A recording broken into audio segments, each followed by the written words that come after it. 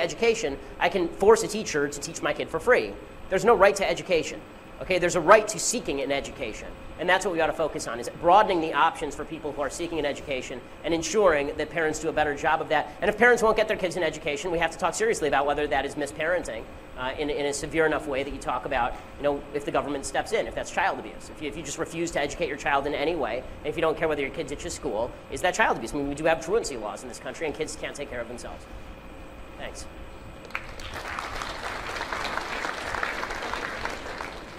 Hi, Ben. Big fan. Two things. One, we're trending #2 on Twitter right now, so that's cool. Oh, that's awesome. All right. My question... Sorry, you're going to get the quick handshake here. Come on in, let's do it real fast. All right, dude. Thank you. I love you.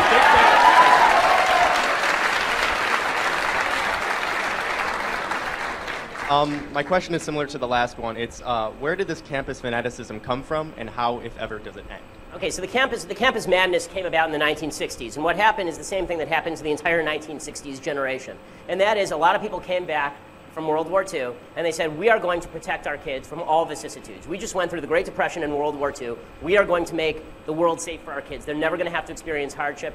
And they did a wonderful job of that. They made the most prosperous country in world history, the most peaceful country in world history. And their kids grew up in the lap of luxury. And once you grow up in the lap of luxury, young people particularly are always looking for something to push back against. They're always looking for something to fight. And so they decided they had to fight the system. They had to fight injustices in the system. And some of the injustices they identified were real, like racial injustices or injustices based on sexism. And some of them were absolutely false, like the Vietnam War. Right? So the fact is that they were looking for something to rebel against. And the administrators simply let them have their way. The administrators simply said, okay, we'll cave before you, because obviously I think they were taken by surprise, and now those administrators have taken over the universities, right? Now the kids took over the slots that they once occupied. They occupied the buildings, and then they became the professors. And now you have a self-perpetuating cycle, because in order for anybody in this room to get a doctorate in the social sciences, you personally have to go through the rigors of a leftist professor agreeing with your dissertation, right? So if you write a dissertation on why gun control is a failure, good luck trying to get somebody to sponsor that dissertation. So you've created this cycle. The only way to break that cycle is, once again, more options. And that's why I say that schools like Hillsdale College do a wonderful job, provide a wonderful alternative. The other thing that I say to college students is, in this particular case, you have no choice. And so if you have to play a leftist in order to become a professor, and then you can use your power against the system, do it. Right? So if you have to, when I was at UCLA, I graduated summa cum laude from UCLA and then cum laude from Harvard Law School. I didn't have to do this at Harvard, because Harvard was actually open to this stuff. But at UCLA, I had lots of professors who were very much to the left and made pretty clear that if you disagreed with them, you were going to get graded down. And so I would always speak up in class, because we had blue books. I don't know if you guys still do blue books, but we had blue books, and you wrote your student ID number on it, not your name. So they had no clue who I was, right? So I would talk in class like the Republican conservative that I am, and then in my blue books, I'd write like Bernie Sanders. And it worked beautifully. It worked beautifully. Straight A's from UCLA. And now the wonderful thing is they can't ever call me stupid, because I have degrees from their top institutions. So that's something that you may have to do in a liberal setting if you have no other choice, obviously.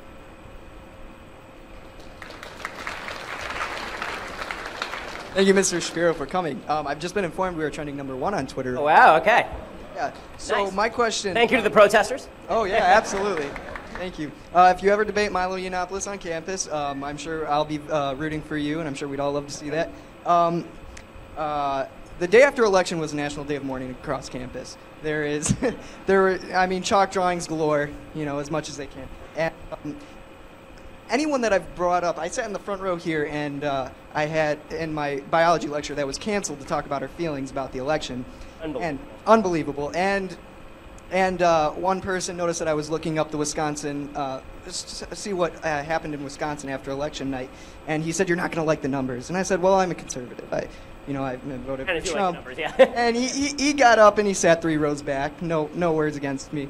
But and then he stood up for 15 minutes talking about his feelings.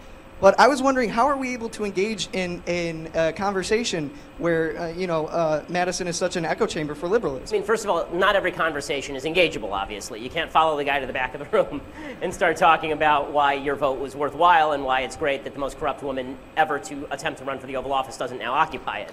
Right. By the way, again, this is coming from a guy who didn't support Trump in the primaries or the general. Right? I didn't vote for Trump or Hillary. Neither of them met my minimum definition of people who deserve to be president. But I am certainly very, very, very pleased that Hillary Clinton is not president of the United States, and that Donald Trump apparently vanquished her with a bucket of water. Like that was so that. But I think that it is worthwhile. I think that it is very much worthwhile to consider in every conversation what's the purpose of the conversation. So I would speak to somebody on the left who wants to have an honest conversation in a different way than I would speak to people who are standing up here shouting at me. If you're standing up here shouting at me, I can't have that conversation when I'm on my deathbed. Hopefully many, many years from now, I'm going to look back and go, God, I really wish I had those 10 minutes back where I was trying to talk to the idiot shouting safety at me. Right? So you have to gauge what's the purpose of the conversation, whether it's worthwhile or not. And then if it is worthwhile, then bring facts and figures and consider whether the other person might have a point, because sometimes the people on the left do have points that you should consider and maybe change your opinion on, maybe not. But you can have open and honest but you have to determine at the beginning what's the purpose of the conversation. When I'm debating somebody, the purpose of the conversation is not for me to convince the person I'm debating, it's to convince the people in the audience, which means I have to destroy the person I'm debating. It is morally incumbent on me to go full Terminator. So with that guy, you're not going to be able to have a conversation with him. Hopefully, you'll identify people who actually want to have open and honest conversations that are useful. Absolutely. So much love, guys. This is great. Hi. I apologize for not knowing who you are. And I'm tired if anybody doesn't know that. Sorry. Well, thank you for coming, even though you don't know who I was. Did you kind of like stumble in here? I barely walked in. I was wondering, how old are you? I'm 32. Well, then I am twice the age of most, unless you're over 30 and still in college. I would like to speak to your mama. Like I said, I run a food pantry and soup kitchen. Thank you for doing that. That's fine. For like 11 years. I've noticed that over the years, we have given more than we expected people. The people that come to the food pantries and the soup kitchen do not put any time. My volunteers come from all over the place, but they do not come from the sector. Mm-hmm. Is there any way that morally we have changed to not make it? It's never shameful to need help. I mean, yeah. Then we've lived in a van. I mean, we've worked our way up to living in a beautiful home. So that's not. I'm not saying. That's great. I'm just saying. When did it become? Shameful's not the right word. Yes. No. When did the stigma disappear about without repaying it, taking aid? Or at least being grateful.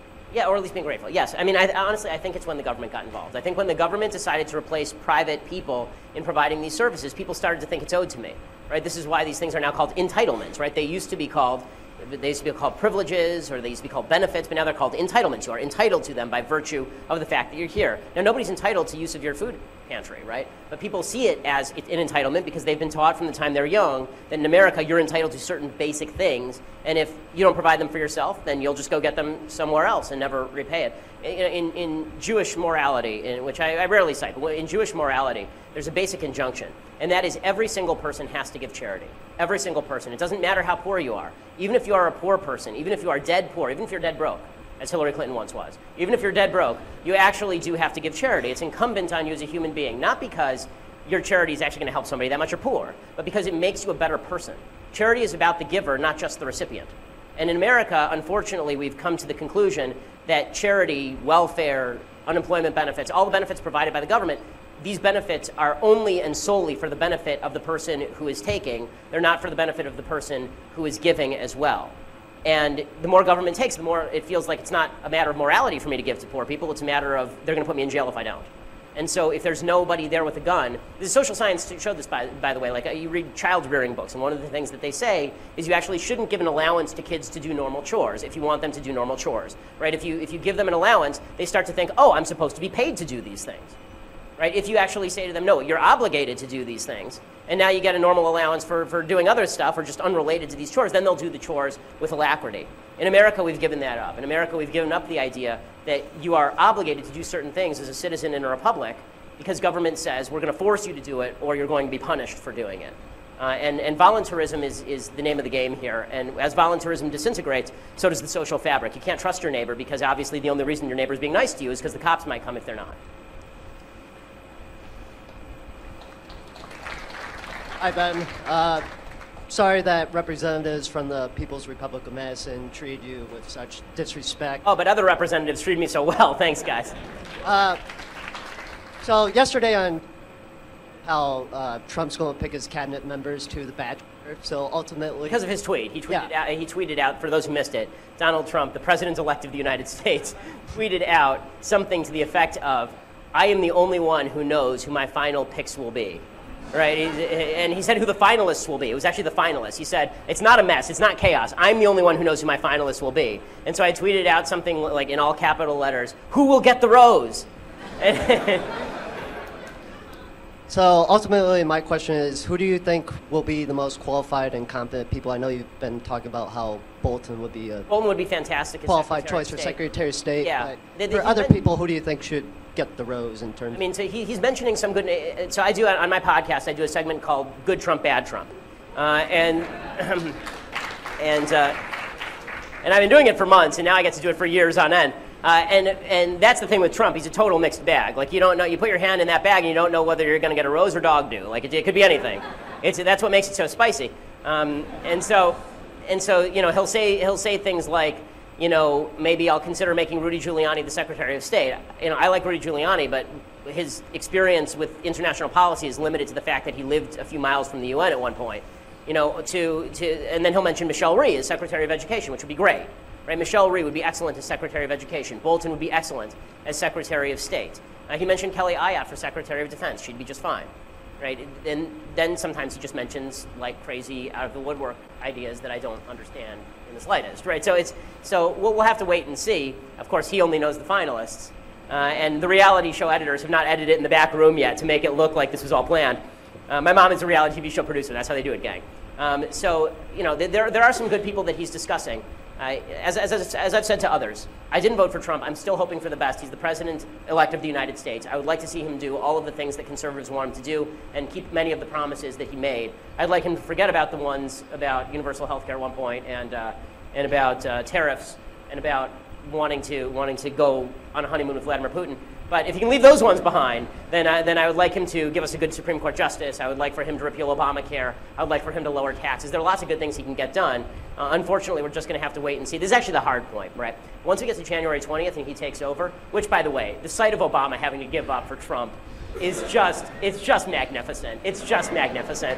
And it wouldn't be, I didn't vote for him, and it would be nothing, it's the greatest justice imaginable for Barack Obama, who thinks he's this great God King wisdom figure, this merger between MLK and Jesus. If you saw the pictures of him with Trump in the Oval Office, it's my favorite picture in human history. It's a picture of Trump, and he's giving the Trump finger to the press, right? And then next to him is Barack Obama sitting straight up, looking into the distance. It looks like he's got a ramrod straight up his ass. And you can almost see the steel behind his eyes. It's that far up. But the capper to the photo, it's the greatest thing in the world. The capper to the photo is in the background on Obama's left, is a bust of Abraham Lincoln going like this. And it's just great because it says everything about this election. But the idea that Obama, who considers himself this wonderful guy, but was really just a celebrity, right? He was just a celebrity reality TV star being faced with the actuality that he's going to be replaced by another reality TV star who he was joking about on Jimmy Kimmel like 3 years ago, saying he'll never be president. It's pretty spectacular. So we can at least be entertained. But on January 21st, we'll actually know what this looks like. I'm eager to get there because I want to know whether I was right or wrong about Trump. I hope I was wrong. I was wrong about his electability, obviously. So I hope that I'm also wrong about him as a president. I pray that I'm wrong about him as a president, or it's going to be a long 4 years.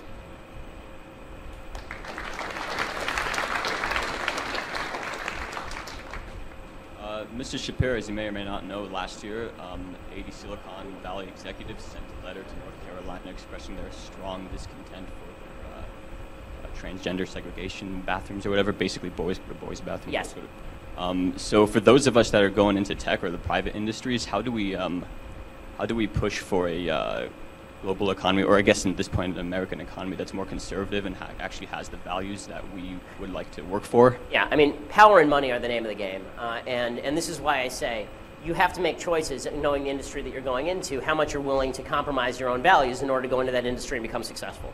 You know, I'm lucky enough that I get to be in an industry where my legitimate job is just speaking my mind every day, which is a pretty wonderful thing. But most people don't. I mean, my mom works in Hollywood. That means that she doesn't get to talk politics at the office, and it means that she has to kind of keep her mouth shut when it comes to issues like this. In the end, the people who have the money and the firing power are the ones who are going to be able to determine the future. It's also worthwhile noting, by the way, that conservatives ought to start using their marketing power in the way that the left has used their market power. So the left tries to boycott North Carolina, right, as you mentioned, because they don't like the policy. Well, conservatives should boycott those companies, right? But conservatives should say, well, if you're going to discriminate against North Carolina, we're not shopping with you. Right? If you're going to say to Brendan Eich, the CEO of Mozilla Firefox, that he has to be fired because he supports traditional marriage, then we should say, okay, no one's going to download Mozilla Firefox, and you're going to take a hit in your stock price. That's actually happening now with Grubhub, right? The Grubhub CEO said that he was going to discriminate against Trump employees, people who voted for Trump and were employees, and the stock price has dropped like $6 in the last 72 hours. The NFL, I think, is taking a major hit specifically because of this. I think Colin Kaepernick and the Black Lives Matter movement, it's turned off an entire audience. People who used to think, it's a Sunday, I'm just going to turn on the TV and watch a football game. They think, I don't want to lecture on how America's racist and awful, or Bob Costas telling me about gun control. Screw it.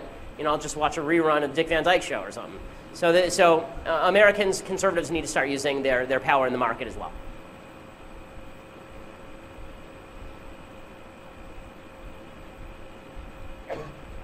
Howdy. You make me feel really underdressed. I think this ideology of social justice and victimhood ultimately is Marxism. Yes. And as someone who came from Venezuela, escaping communism, you can imagine the terror that I feel. When I see the state of the media and academia, and given the Democratic nomination, also politics. So my question to you is, why does Marxism refuse to die? Marxism refuses to die because Marxism gives people a utopia to live for.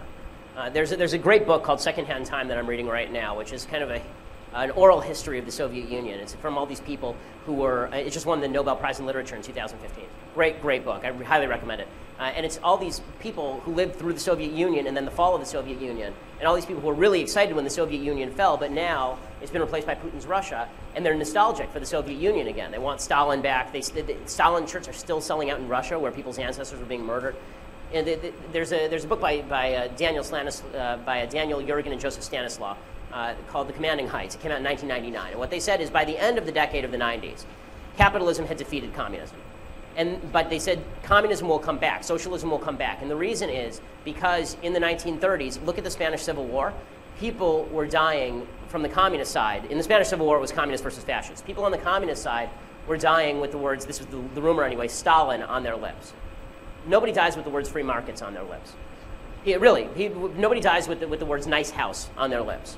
And the fact is that because American conservatives have not pitched our case in terms of morality and decency and what's right and wrong and what's good and bad, we've instead pitched our case in terms of, look, here's some nice stuff. That's not a winning message. George Orwell wrote a fantastic essay. You should go back and look it up. It's the single best political essay ever written. 1940, he writes about why does Adolf Hitler's Germany rise? Why are young people signing up for Nazism when it clearly is such a flawed philosophy, deeply evil, guaranteeing blood and pain, right? And what he says is, what we here in the West don't understand is that nice houses and decent cars and enough food to eat, all of that's nice enough, but there's still a yearning in the human soul for something more. There's a yearning in the human soul for flag flying, and there's a yearning in the human soul for the sound of guns, right? I mean, there's a yearning in the human soul to fight for something, to make your life matter. Now, as religion declines in the West, and this has been one of the major factors, people don't find their meaning anymore in the idea that I am doing something good on behalf of my fellow man. Instead, they say, I need a utopia to belong to. I need a communal cause to identify with. That's why you see people marching in the streets. That's why you wouldn't see one of these kids who's doing this before stand up and do this by himself, right? You need a bunch of people to do it together. It's important because now you're part of something larger and you're brave and you're special. Right? You wouldn't do it as an individual. As an individual, you could actually have a conversation, but you're virtuous by membership in this clique. So the reason communism will rise again and is rising again and Marxism is rising again is because it says we're more moral, we will provide a utopia, and you can be part of building that utopia no matter how miserable you are. It doesn't matter if we dragged your parents off and killed them in the gulags. All that matters is that you were part of something great, that you were part of something wonderful, right? And that's not what America is. America says it's your job to be a wonderful person. It's your job to take care of your family. You want to make America great again, okay, the way to do that is by making yourself and your family great again. The way to do that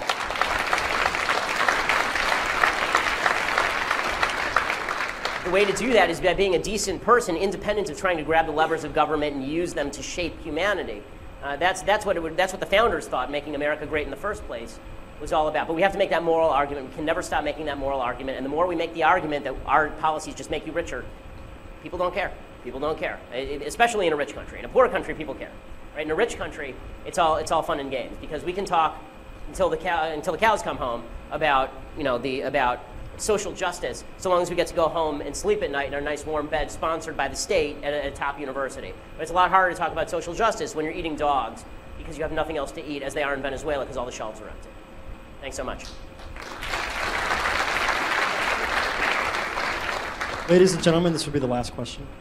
Yes, and that transgender that grabbed you by the neck might be a direct result because people didn't listen to me. I'm the only person in 2003 that fought the International Olympic Committee over transgenders.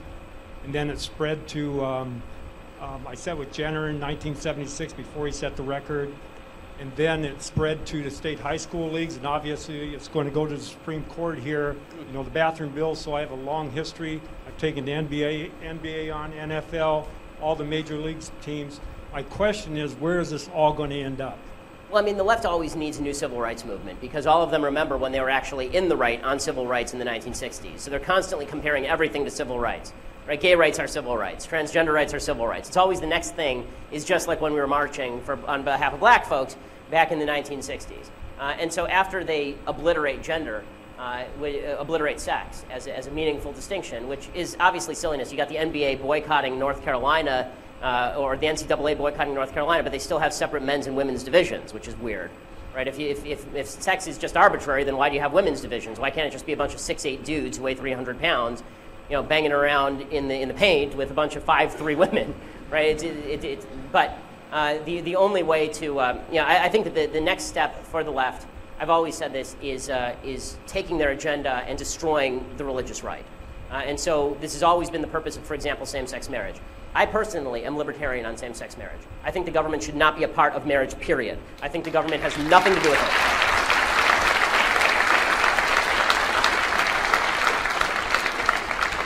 And that's not because I'm morally for same-sex marriage. I'm not. I don't think that homosexuality is I'm a religious person. As a religious Jew, I believe there's such thing as sinful and not sinful. That doesn't mean that's public policy, right? Public policy is different than that. So when it comes to public policy, my feeling is that the government is really crappy at everything and hasn't promoted traditional marriage in any real way. When they tried to, it failed. Obviously, the government can't be the barrier between marriage and failure. That just doesn't work. I have personally 2 marriage certificates, right? I have the one from the state that I don't care about and it got lost sometime and I don't care. And then there's my Jewish marriage certificate, which is my ketubah, right? And that's the one that I cared about because it's the one that said I could have sex with my wife. And for religious people, by the way, that's how this works. If you go to the state and get your marriage license, that doesn't mean a lot unless you have a pastor, give the go-ahead. So the reality is that the state really has nothing to do with the marital institution. The only reason the state ever got involved was supposedly to promote procreation. The state has failed dramatically. So I want the state out of that entirely. But what the left is going to do is they're going to use the government-imposed same-sex marriage rulings in order to break every church in America. They're going to take schools, religious schools, and they're going to shut them down if they don't respect same-sex marriage. They're going to say if you don't educate your kids about the wonders of same-sex marriage, then you are discriminating against gay people and maybe against your own kid because you never know, they could be gay. Right? They're going to say that every church, every school, every religious institution in America must be discriminated against if they do not participate in whatever the left social agenda of the day is. And that's a much larger battle than all of these secondary silly battles about bathrooms in North Carolina and such. The left is always on attack. And because they're always on attack, it's incumbent on us to always fight back. We can never stop fighting back. And obviously not just fighting back, dismantling the roots of their agenda, exposing them for what they are, a bunch of people who are grasping and ambitious, a philosophy, more than a bunch of people, a philosophy that says your labor is not your own, your time is not your own, your freedom is not your own. Your labor, your time, and your freedom are all your own. And it is your job to use them to best effect. Thank you so much. Thanks for having me.